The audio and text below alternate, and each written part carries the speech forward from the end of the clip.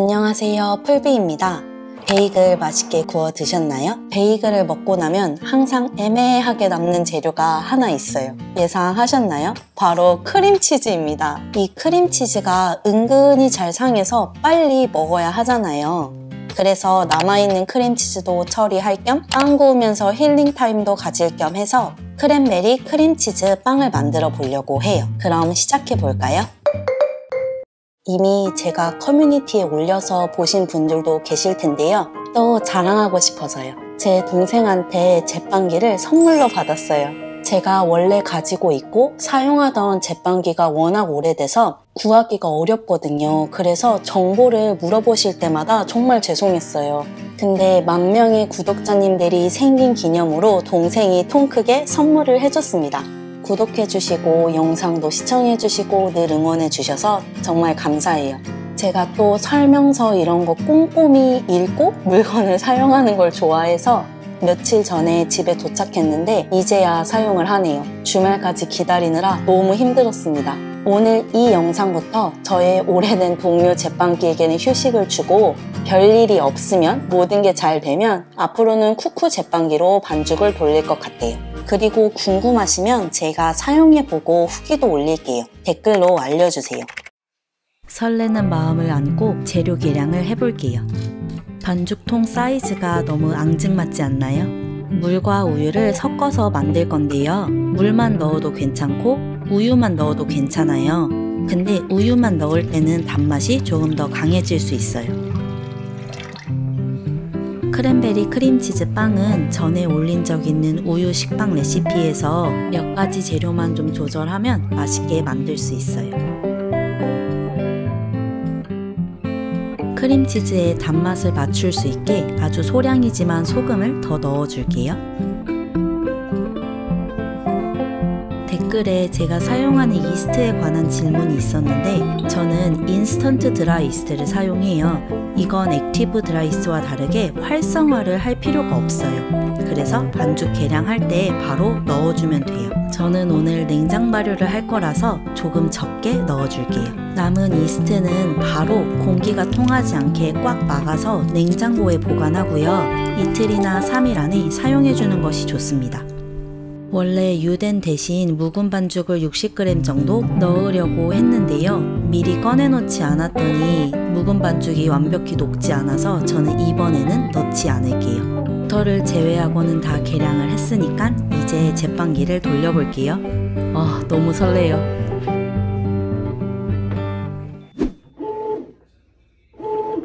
버터를 조금 더 넣은 게 맛있더라고요. 그래서 우유 식빵보다는 버터를 조금 더 넣어줄게요. 반죽 코스를 이용해서 돌렸는데요. 쫀득쫀득하게 반죽이 잘 되었어요. 이 쿠쿠 제빵기는 반죽 코스에 발효 기능이 포함되어 있더라고요. 저는 냉장 발효를 할 거라서 따로 빼서 발효를 진행해 줄게요. 크리스마스 아침에 빵 냄새가 나면 가족들이 너무 좋아해요. 그래서 크리스마스 특별 빵은 꼭 전날 반죽을 쳐서 냉장 발효를 합니다. 단 빵이 싫으신 분들은 작년에 올린 레이즌 통밀빵도 크리스마스 날 너무 잘 어울려요. 냉장고에서 반죽을 꺼내왔어요. 엄청 잘 부풀었죠? 저는 13시간 정도 냉장 발효 시켰는데요. 레시피에 나와 있는 이스트 양이면 8시간에서 18시간, 한 20시간까지도 문제 없는 것 같아요. 반죽 냉장고에서 꺼낼 때 크림치즈도 같이 실온에 꺼내 넣어서 부드럽게 만들어 줄게요. 지금은 반죽이 딱딱해서 30분 정도 그냥 실온에 뚜껑을 덮어서 두고 잠깐 다른 일을 하다가 성형을 할게요. 저희는 기다리는 동안 해야 할 일이 있는데요. 크랜베리를 손질해 줄 거예요. 크랜베리를 빵에 넣을 건데 물에 안 불려서 이상하다고 생각하시는 분들 계셨죠? 오늘은 좀 다른 방법을 보여드릴게요.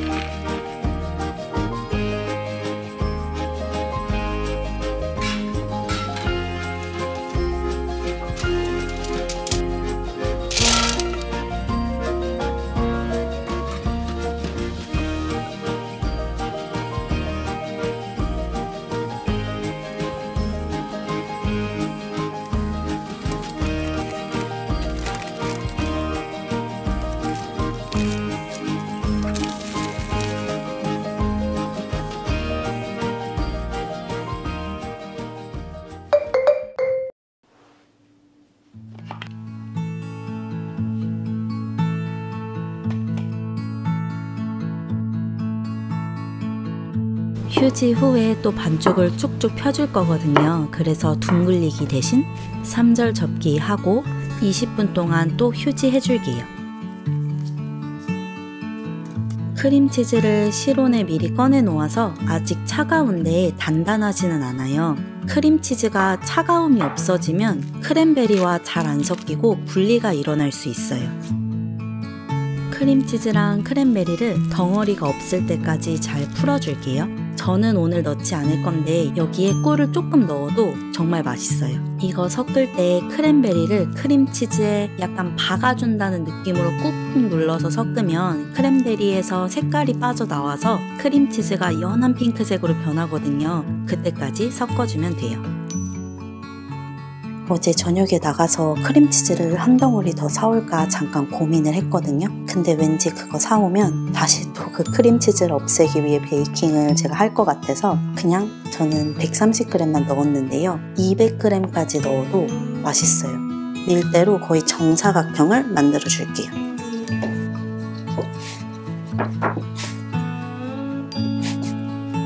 그 다음 이제 크랜베리 치즈 스프레드를 대충 반으로 나눠서 발라줘요. 근데 이 양 끝을 좀 남기고 발라야지 나중에 마무리할 때 편해요.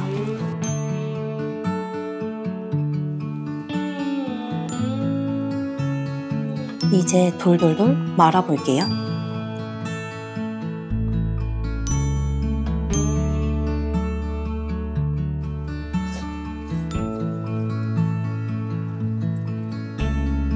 이렇게 말아줬으면 이제 이 끝부분을 꼬집꼬집해서 마무리해 주도록 하겠습니다.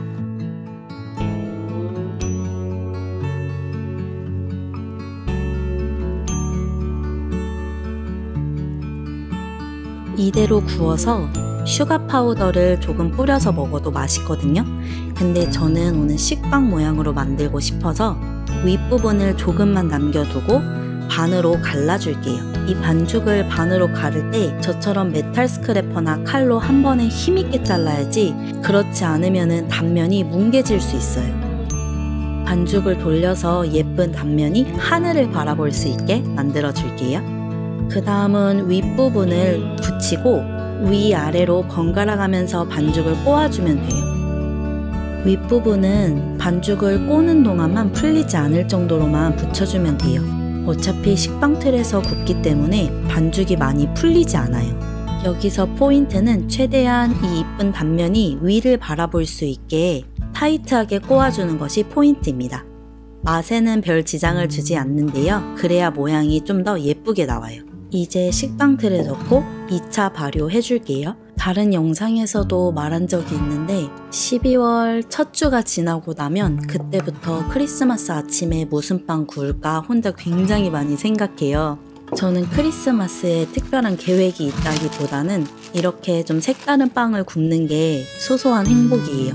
그리고 크리스마스이기 때문에 가족들이 평가에 많이 후한 편입니다.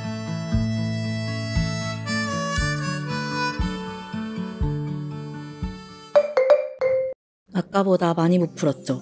아마 묵은 반죽을 넣었으면 조금 더 높이까지 올라왔을 거예요. 이제 오븐을 예열해주고 30분 구워줄게요. 쿵 쳐서 수증기를 빼주고 바로 식힌망으로 옮겨줄게요.